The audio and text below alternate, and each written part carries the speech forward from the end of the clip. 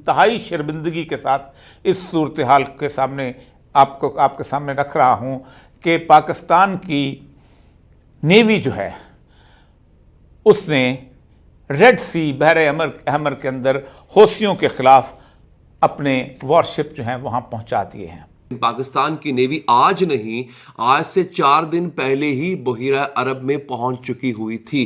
ये हो क्या रहा है?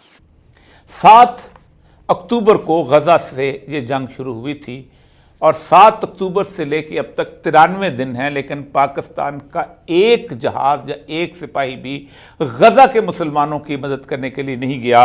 लेकिन आज अखबारात की सुर्खियों के अंदर ये है कि पाकिस्तान की नेवी ने खुद इसे क्लेम किया है। पाकिस्तान की नेवी अगर बहीरा अरब में पहुंची है तो किसके खिलाफ जंग लड़ेगी? पाकिस्तान जो है क्या दुनिया के ट्रेड मैप पे कोई हैसियत रखता है कि हमारे जहाज़ जो हैं वो उन पे हमला हो रहा है तो हम जाके उनकी हिफाजत करने जा रहे हैं? क्या पाकिस्तान ऑयल इंपोर्ट एक्सपोर्ट कर रहा है? क्या पाकिस्तान के जो हैं वो जो मर्चेंट नेवी की जो फ्लीट्स हैं उनके हिफाजत के लिए जा रहा है? हम हौसियों के लिए वहाँ जा रहे हैं। नमस्कार दोस्तों, आप सभी का स्वागत है एक और नए वीडियो में। दोस्तों, यूएस यूके समेत कई देशों ने मिलकर यमन हुती के ऊपर बमबारी किया है। कई बार हुतीज ने जो जहाज जा रहे हैं रेड सी में उनको टारगेट किया है, जिसके कारण सप्लाई चेन में बहुत ज्यादा प्रॉब्लम हुआ है। बहुत बार उनको वार्निंग भी दिया गया है और जब हुतीज नहीं माने तब जाकर यूएस यूके मिलकर उनके ऊपर हमला किया है। और मजे की बात ये है कि पाकिस्तान कहने का तो फलस्तीन को सपोर्ट करता है, लेकिन इजराइल को सपोर्ट करने के लिए रेड सी में अपना नेवी उतारा है पाकिस्तान। अब ये सब देख पाकिस्तानी मीडिया में बवाल मचा हुआ है। तो आइए बढ़ते हैं वीडियो में आगे, देखते हैं पाकिस्तानी मीडिया में क्या बवाल मचा हुआ है। लेकिन वीडियो में आगे बढ़ने से पहले चैनल पर नए हैं तो चैनल को जरूर से सब्सक्राइब कर ले। तो आइए बढ़ते हैं वीडियो में आगे। एक और बात आपको बताऊं कि हम भी वहां मौजूद हैं और ये देखिए, ये हिंदुस्तान ने इसमें लिखा है कि हमने तो 4 दिन पहले वहां जहाज पहुंचा दिए थे। यानी पाकिस्तान और भारत दोनों बेक वक्त साइमल्टेनियसली रेड सी के अंदर मौजूद हैं। और किस लिए मौजूद हैं? ताकि उस ट्रेड रूट का तहफ़्फ़ुज़ करें कि जिस ट्रेड रूट के अंदर उन सारे मुल्कों के जहाज़ चल रहे हैं जो मुल्क इजराइल को मदद कर रहे हैं। उसमें अमेरिका का जहाज़ चल रहा है, उसमें बरतानिया का जहाज़ चल रहा है, उसमें फ्रांस का जहाज़ चल रहा है, उनमें उन तमाम मुल्कों के जहाज़ चल रहे हैं को जिस वक्त कहते हैं कि इजराइल जो है वो हमास को मुकम्मल तौर पर ख़त्म कर दे, गज़ा के रास्ते से वो जो है उसको निकाले, अपना रास्ता निकाले स्वेज की जगह गज़ा का, और गज़ा के ऊपर कब्जा करके उसकी 3 to 6 ट्रिलियन बात कहते हैं, कुछ 3 to 5 कहते हैं ट्रिलियन क्यूबिक फीट गैस जो है वो यूरोप इस्तेमाल करे और उसके साथ साथ फ़लस्तीनियों का भी कलमा कमा कर दे। एक बात जो पाकिस्तान के उलमा से मुझे कहनी है, पाकिस्तान के उलमा को शायद इसका अंदाज़ा नहीं है कि इस वक्त उस मलमतुल कुबरा का आगाज़ हो चुका है। उनको अंदाज़ा हो जाना चाहिए, अगर उन्होंने रसूलुल्लाह सल्लल्लाहु अलैहि वसल्लम की अहादीस पढ़ी हैं, उनको अंदाज़ा हो जाना चाहिए कि इस वक्त इज़राइल जो है वो लड़ने के लिए तैयार है और उसने उस जंग को छेड़ दिया है। इसराइल की जंग इलाकों की जंग नहीं है, ये मज़हब की जंग है।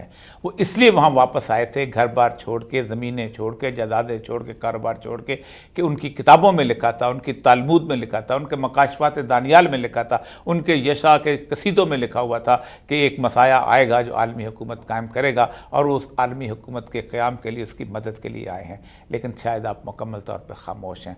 पाकिस्तान का आलम दीन सियासी है तो इलेक्शन में मसरूफ़ है। पाकिस्तान का आलम दीन अगर मजहबी है तो अपने उसमें मसलक की जंग के अंदर मसरूफ़ है। और यही वो मामला होता है कि जब बगदाद में हलाकू आया करता है। पाकिस्तान के अवाम यकीनन बाशऊर हैं इस वक्त, और मुझे लगता है और मैं बड़ी उम्मीद के साथ समझता हूँ कि इस वक्त जो जंग जारी है, इस जंग के अंदर पाकिस्तान के अवाम की एक दिन फतह ज़रूर होगी। और पाकिस्तान के अवाम अब जान जाएंगे कि हमारे साथ ये सब कौन करता है और करवाता है।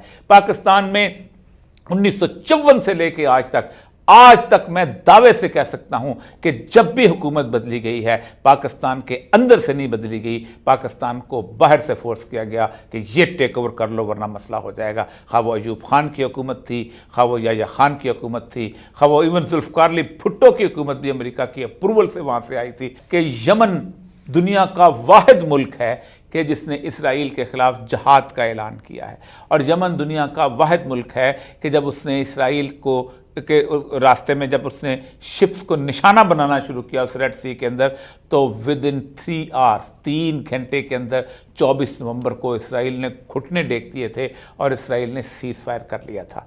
ये अलग बात है कि उसके बाद बाकी मुश्तमे हुए, फिर हम लोग भी वहाँ पहुँचे और हम लोग जो थे उन्होंने वहाँ जाके इसमें प्रेशर डाला और फिर दोबारा वो यमन के लोग जो थे, हौसी जो थे, वो बैकफुट पे गए और इसराइल ने दोबारा जंग शुरू कर दी, क्योंकि उनको अंदाज़ा हो गया था कि अब ये दोबारा मुनज़्ज़म हो रहे हैं। दूसरी बात जो इसके अंदर अहम तरीन बात यह है कि अब अमेरिका इस जंग को फैला रहा है, और मैंने पहले भी कहा था कि ये जंग वहाँ रुकेगी नहीं, ये जंग वहाँ फैलेगी, और इस जंग में सबसे इम्पोर्टेंट तरीन 2 मुल्क जो हैं वो आएंगे, एक यमन और एक ईरान, और इज़राइल जो है वो लेबनान के ऊपर हमलावर होगा। हम किसके साथ खड़े होंगे? हम आलम कुफ्र के साथ खड़े होंगे। हम इस वक्त खड़े होंगे, हमारे जहाज़ पहुंच चुके हैं, हम उस रास्ते को, आप कौन होते हैं उस रास्ते को प्रोटेक्ट करने वाले?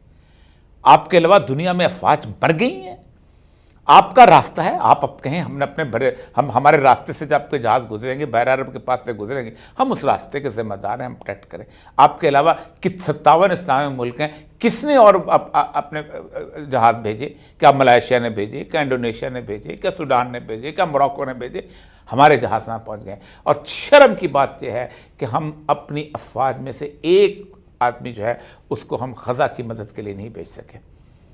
ये है असल सूरत हाल, ये है वो मामला कि जिसके अंदर हम फंसने वाले हैं। और हम किसका साथ देंगे? उसके लिए एक ऐसी हुकूमत चाहिए जो अवाम की मुंतखब हुकूमत ना हो, उसके लिए एक ऐसी हुकूमत चाहिए कि जिसको अवाम के सामने जवाब देना होना हो, या एक ऐसी लंगड़ी लूली बेकार हुकूमत चाहिए कि जिसको पाकिस्तान की इस्टेब्लिशमेंट लेके आए, जिसके घर के बर्तन तक जो हैं वो इंग्लैंड के अंदर पड़े हुए हों, जिनका सारा मफाद जो है वो इंग्लैंड के अंदर मौजूद हो, और जिसको कान से पकड़ के जब चाहें जिस तरफ चाहे मोड़ दें और उससे जिस तरह का चाहे ऑर्डर ले लें। वो नवाज शरीफ से अलावा और किसी की हुकूमत नहीं हो सकती। तो या तो पाकिस्तान में इलेक्शन नहीं होंगे, क्योंकि ये नज़र आ रहा है कि पाकिस्तान में कोई भी हुकूमत अगर ऐसी आती है तो इस तरह के फ़ैसले करने के अंदर वो कतन आज़ाद नहीं होगी, और वो इस तरह की हालात जो है नहीं पैदा, कोई हुकूमत नहीं चाहेगी कि उसको ख़त्म करने के लिए या उसको तबाह करने के लिए ईरान और अफ़गानिस्तान की एक मुस्तकिल जंग चलती रहे। आज का पूरा वीडियो देखने के लिए आप सभी का बहुत बहुत धन्यवाद। वीडियो अच्छा लगता है तो लाइक शेयर करें, चैनल पर नए हैं तो चैनल को सब्सक्राइब कर लें, और मेरा वीडियो अच्छा लगता है तो दूसरों में भी शेयर करें। तो फिर आपसे मिलता है अगले वीडियो में। अपना ख्याल रखें। जय हिंद, जय भारत।